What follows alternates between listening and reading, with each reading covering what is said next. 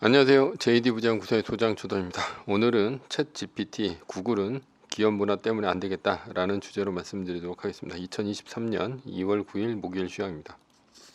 유튜브 멤버십에서는 최근 JD 부자연구소 투자 현황에 대해서 알 수 있습니다. 관심 있으신 분들은 동영상 아래 댓글 링크를 참조해 주시기 바랍니다.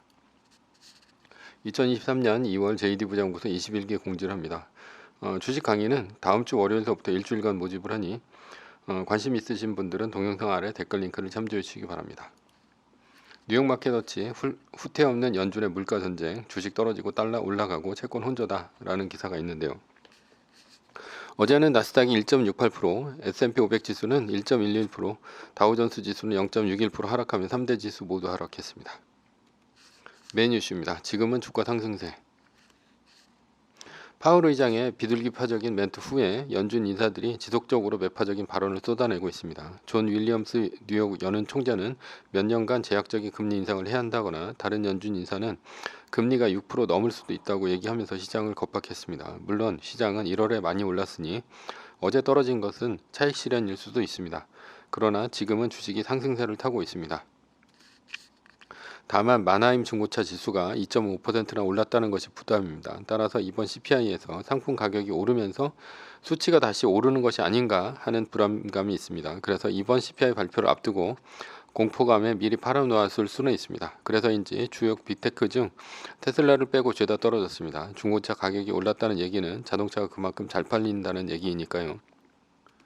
결론입니다. 지금은 주가 상승세가 맞습니다. 다만 이번 CPI 발표에서 수치가 하락하지 않고 올라간다면 주가는 다시 공포에 빠질 수 있습니다.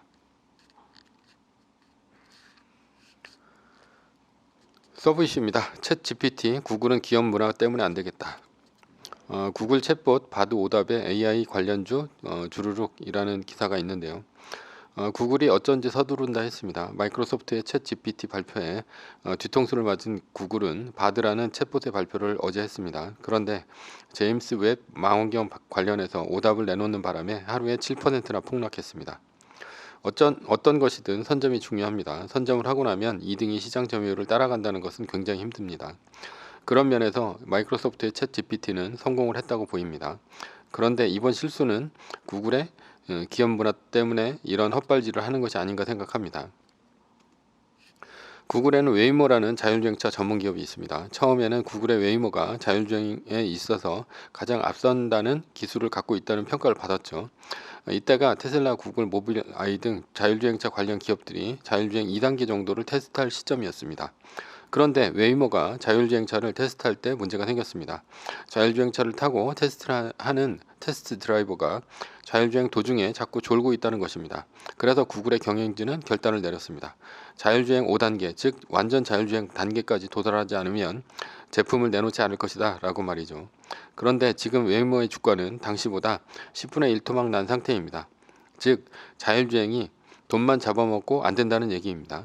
그리고 자율주행 관련 핵심 인력도 중간에 그만두었습니다. 그리고 완전 자율주행이 된다는 보장도 없죠. 아니 불가능하다는 얘기도 있습니다. 반면에 테슬라는 다르죠. 테슬라의 자율주행 차는 단계가 레벨 2입니다. 자율주행 레벨은 0단계서부터 5단계까지 레벨 5까지 6단계가 있으며 레벨 5는 운전자가 필요 없는 완전 자율주행차입니다. 그런데 테슬라보다 자율주행 단계가 앞서 있는 자동차 회사들도 있습니다. 벤츠 미 최초 레벨 3 자율주행 획득, 테슬라, 포드, GM 제쳤다라는 기사가 있는데요. 독일의 메르세데스 벤츠가 레벨 3 단계를 인증을 했습니다. 그렇다면 벤츠가 테슬라의 자율주행 기술을 뛰어넘었다는 얘기입니까? 아닙니다. 테슬라는 레벨 2에서 레벨 5로 바로 갈 예정이기 때문입니다. 레벨 2의 가장 큰 장점은 자율주행이 아니라는 것입니다. 운전자 보조 수단이라는 얘기죠. 즉 테슬라의 오토파일럿은 자율주행 모드를 켜고 운전을 하다 사고가 났어도 자동차 기업의 책임이 아니라 운전자의 책임이라는 얘기입니다. 그러니 테슬라는 레벨 2로 오토파일럿을 팔다가 사고가 나도 전혀 법적으로 문제가 없습니다. 그래서 테슬라도 오토파일럿이 아닌 다른 자동차 기업처럼 에이다스 즉 첨단 운전자 보조 시스템을 변형해서 쓰는 것처럼 적는 것이 적절합니다. 현대차는 HDA라는 말을 쓰죠. 여기서 중요한 점은 테슬라는 오토파일럿으로 돈을 벌면서 자율주행 기능을 업그레이드하고 있다는 점입니다. 그러나 구글의 웨이모는 돈을 쓰면서 자율주행 업그레이드를 하고 있죠. 그러니 처음보다 주가가 10분의 1 토막 난 것입니다. 챗 GPT를 통한 인공지능 검색은 선점이 중요합니다. 그런 면에서 마이크로소프트는 구글에 선박을 날렸고 구글은 허둥지둥 하다가 헛발질을 하고 말았죠. 마치 웨이모처럼 말입니다. 현재 웨이모와 테슬라의 시가총액은 현재 10배도 넘게 차이가 납니다. 이것은 구글의 완벽주의적 기업 문화에 관련이 있다고 생각합니다. 그래서 구글의 자율주행 프로젝트는 망했다고 보입니다. 챗 GPT와 2달 만에 월 사용자 1억 돌파, 틱톡보다 빨랐다라는 기사가 있는데요.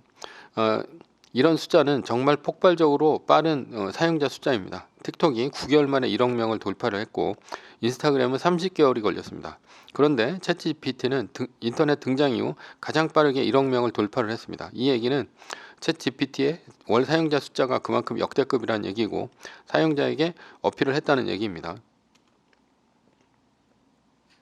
여기서 재빨리 오픈 AI는 월 20달러짜리 유료 구독 서비스를 시작을 했습니다. 마치 테슬라와 같이 돈을 벌면서 시스템을 업그레이드 할 수 있는 길을 열어놨습니다. 인공지능 업그레이드는 천문학적인 돈이 듭니다. 따라서 이것을 개발할 만한 회사는 마이크로소프트, 구글 그리고 중국의 기업들밖에 없습니다. 물론 세계 사람들은 바이두나 알리바바 등과 같은 중국 검색 엔진을 안 쓸 겁니다. 따라서 중국 검색 엔진은 노네입니다. 그렇다면 마이크로소프트와 구글의 싸움인데요. 내가 만약에 보고서를 써내야 하는 대학생이나 직장인이라면 20달러를 내고 유료 서비스를 구독할 것입니다. 더구나 마이크로소프트는 오피스와 연동을 할 수가 있습니다. PPT나 엑셀로 보고서를 만드는 것도 가능하죠. 그런 면에서 마이크로소프트가 구글보다 훨씬 유리한 국면도 있습니다. S&P 500으로 유명한 미국의 신용평가사 S&P 글로벌에 켄쇼라는 인공지능 컴퓨터가 있습니다. 켄쇼는 AI 분석을 전문으로 하는 컴퓨터입니다. 이 켄쇼에게 물어봤습니다. 한파 수혜주는 무엇인가? 지난 10년간 11월 30일에서 3월 31일까지 데이터를 분석한 결과 넷플릭스, 노스페이스, 모 회사인 VF그룹 각각 35% 올랐고 7%가 올랐다. 는 것이고요.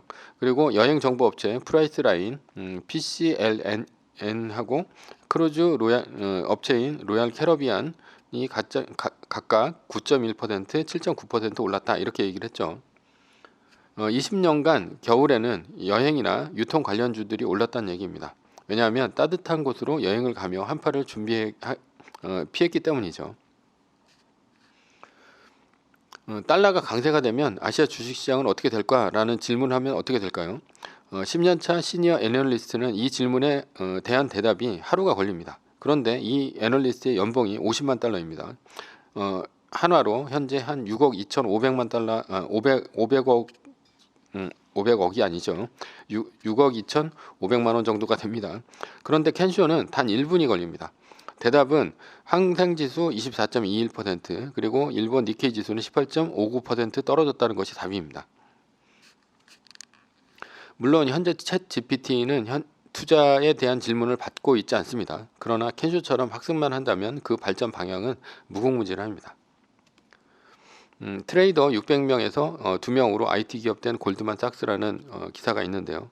골드만삭스는 켄쇼를 도입하고 600명의 트레이더를 자르고 2명만이 근무를 합니다. 앞으로 지식 노동자들은 살 길을 마련해야 할 것입니다. 왜냐하면 사장은 지시하는 사람이죠. 월급쟁이는 지시를 받고 일을 하는 사람입니다. 사장이 궁금한 내용을 질문으로 1분 안에 알 수 있고 또한 보고서 형태로 만들어서 볼 수 있다면 지식 노동자를 고용할 필요가 없습니다. 회계라든가 영업이라든가 현장직이 필요할지는 몰라도 시장 분석하고 보고서 만드는 지식 노동자는 인공지능 챗봇이 있다면 앞으로는 필요가 없습니다. 차라리 인공지능을 이용해 창업을 하는 것이 더 유리합니다. 전문직을 없앤다고 하는데 전문직을 없애지는 못할 것입니다. 왜냐하면 전문직은 라이센스가 있기 때문이죠. 다만 문서를 찾는 인력은 크게 줄어들 것입니다. 예를 들어 로펌에서 사건의 판례를 뒤져보는 것은 새끼 변호사들의 일인데요.